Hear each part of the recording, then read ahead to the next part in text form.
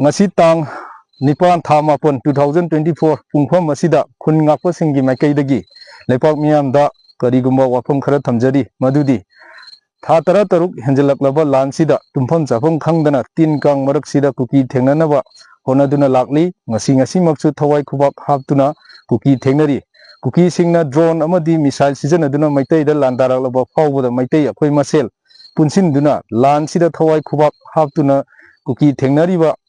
thengnanaba hotnariba singbu hena mathau hapagi mahuta election gi vote khombadawna akhoi masel social media da hunaduna leiribasi ngasi haiba numitsidagi tokpiro maramdi masina khungakliba akhoida aduki mati pukning wakhal sothali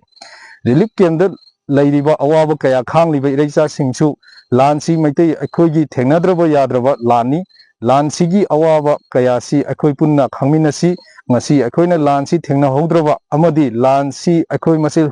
hunari ngaida ngamhaudraba maitai hairiba furup asi mutkiba yai wasu wana ipa ipugi ikhengtana yatuna thambiramliba akhoigi imalebak manipur kanbada punna mayok yaminasi khungakpa singna ngasi haiba numitsidagi lebak miyamda point mari khak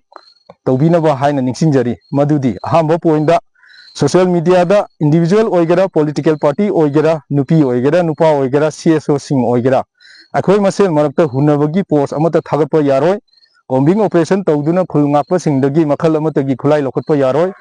ruling amadi opposition na lansidagi isa gi political mileage lawnaba honariba sing pungpham masidagi tokpiro masida congress BJP NPP good governance party sing akhoida khenaba amata leite maitai hairiba furupsi leitrabadi political party su leiroi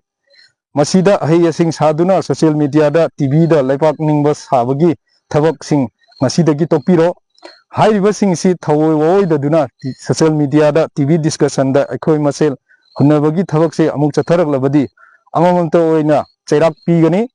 ngasi piriba message na aroiba message ni makha taba message haibu khut thaba natana upai laiti akhoidasu